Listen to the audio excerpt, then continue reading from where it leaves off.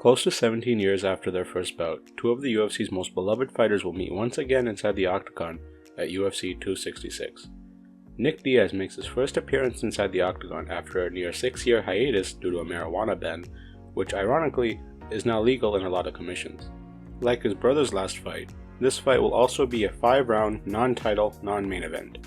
Both men may not be at the height of their primes anymore, but we can all expect this fight to be one of the more exciting fights this year. In this video, we will break down both fighters and how they match up against each other. First, let's take a look at the tail of the tape. Robbie Lawler stands at 5'11" with a reach of 74 inches and a 75% finish rate. Nick Diaz stands at 6'1" inches tall with a reach of 76 and a finish rate of 81%. Now let's start by taking a look at both of these pioneers and their striking. Robbie Lawler at the height of his career was known as one of the scariest men in the welterweight division. His never-say-die demeanor and otherworldly power made him a terrifying fighter. The sport hasn't been so kind to the former champ lately, but that doesn't mean he can't still throw down. Regardless, Lawler comes into this fight with massive power advantage, as he does in most of his bouts. Lawler sports a striking accuracy of 40%, a significant strikes landed per minute of 3.5, a significant strikes absorbed per minute of 4.16, and a striking defense of 60%. Lawler takes more punches than he lands, but that number is pretty inflated after his last fight with Colby Covington. Lawler has only ever been knocked out twice, once by his opponent Nick Diaz 17 years ago, and the other by former champ Tyron Woodley with a perfectly placed overhand right. Robbie Lawler has one of the meanest right hands the sport has ever seen. Being a southpaw fighter gives him an advantage over most, but being able to find angles and land the hard shots.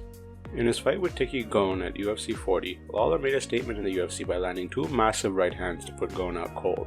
But what makes Lawler special is his ability to mix it up and find the knockout better than most fighters can. His opponents are so aware and afraid of that one-shot power that they tend to leave themselves open. Against Bobby Volker, Lawler switched it up and landed a beautiful left head kick to finish the fight. Although Lawler primarily boxes, he will sneak in the occasional knee or high kick to keep it interesting. Lawler has had issues with diminishing cardio in the past, but he has learned to pace his pressure over 5 rounds, and no one is scarier in the 5th round than Lawler.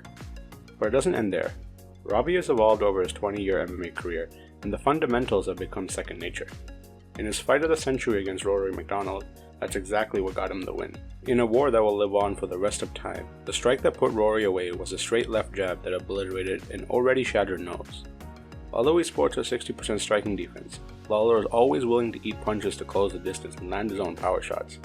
Nick Diaz, on the other hand, is no slouch when it comes to his stand-up game. What he might lack in power, Nick makes up for in cardio, aggression, volume, and precision. Diaz sports a significant strikes landed per minute of 5.43 with an accuracy of 42% and a significant strikes absorbed per minute of 3.56 with a defense of 61%. Nick Diaz found his success in MMA due to his overwhelming fight style and his superb cardio. In his fights, Diaz rarely ever goes for the one-punch KO, but rather methodically picks his opponents apart until they crumble due to the damage and exhaustion. This was in full effect in his first round obliteration of Paul Daly. Nick is methodical with his strikes, landing huge combos to the head and body and had Daly reeling in pain. As we all know, the Diaz brothers are known for relentless pressure and iron chins, which is exactly what we should expect Nick to be bringing into this bout. Diaz is also a southpaw and has a habit of using unorthodox stances, positions, and strikes, which both make him a tough opponent and an entertaining fighter. He has an affinity for hooks and will mix it up to the head and body. When he has had opponents up against the cage, a common combo he likes to use is jab cross followed by lead hook to the body. Body shots are also a staple of his stand-up game, which complements his pressure fighting perfectly. Nick is also primarily a boxer and doesn't use kicks all that much. Diaz avoids getting caught in the clinch the best he can despite being a strong grappler, because he can give his opponents a chance to rest, and he can't have that. Now let's take a look at the ground game of both these men. It should come as no surprise to anyone watching this video, but Robbie Lawler is not much of a grappling ace, but that doesn't mean he hasn't utilized it in the past. He has a takedown average of 0.68, takedown accuracy of 64%, and a takedown defense of 64%. He's landed a total of 18 takedowns in his UFC career, but that number doesn't tell the whole story, because of the 18, Lawler has only landed 6 takedowns in the past 17 years in the UFC. On the ground, Lawler does most of his premier work with ground and pound. When his opponents are hurt, tired, or just in a bad position, Lawler becomes an animal and lands some of the nastiest ground and pound we've ever seen. Robbie will keep his base wide with his legs, so he can posture up safely and land his shots. His only submission win in his career is by armbar while he was ground and pounding his opponent who left his arm open.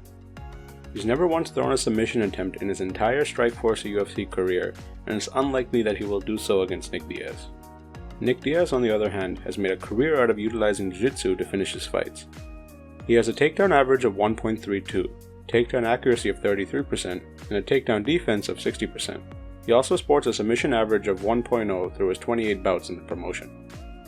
Nick became a fan favorite largely due to his fight IQ making him so entertaining. In his fight with Frank Shamrock, Nick was piecing him up from start to finish on the feet, but utilized his grappling perfectly to keep Frank guessing. On the mat itself, Nick is an absolute wizard.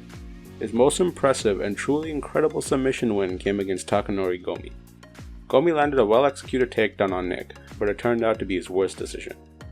Nick Diaz, being the jiu-jitsu ace that he is, turned that takedown into a go-go plata and successfully put Gomi to sleep. This fight was overturned to a no contest because Nick tested positive for marijuana, but we still count it as a win in our books. Nick is able to take fights to the ground and garner superior position from where he will land huge volume of ground and pound, but look for any submission that presents itself.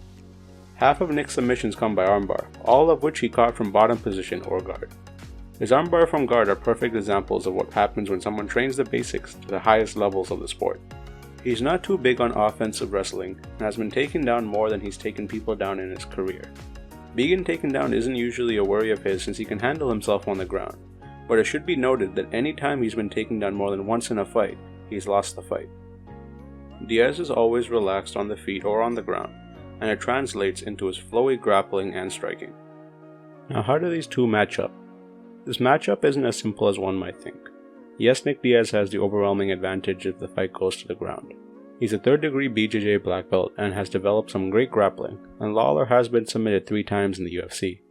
If this fight doesn't go his way on the feet like it did the first time with Lawler, Diaz might look to heavily lean on the ground game to get the win, or at least to wear him out through clinch work. Diaz will likely look to fight from a distance in this fight and keep a high pace with his counters, much like the first bout. It may have been 17 years ago, but Robbie Lawler still possesses otherworldly power, just ask Ben Askren. Look for Diaz to fight off the back foot and pick apart Lawler as he comes forward with power shots, countering with 2 or 3 punch combos. For Lawler, this fight will be all about closing the distance carefully and trying to outwork a volume striker like Diaz. It's much easier said than done, but Diaz hasn't fought in almost 6 years, so Lawler might be able to utilize the so-called ring rust to his advantage, if it exists. Lawler might look to keep the fight close, dirty, and uncomfortable while mixing in clinches and possibly takedown attempts to keep things interesting. Of course, Lawler could always manage to land one of his devastating blows and put Diaz out, but for this fight to end in a knockout might be unlikely, given that Lawler hasn't had a KO win in over 6 years. Also, with 81 combined fights between the two, both men have only been knocked out 4 times. Although Diaz knocked out Lawler the first time around, it might be more likely, given how durable both of these fighters are, to expect a 5-round war.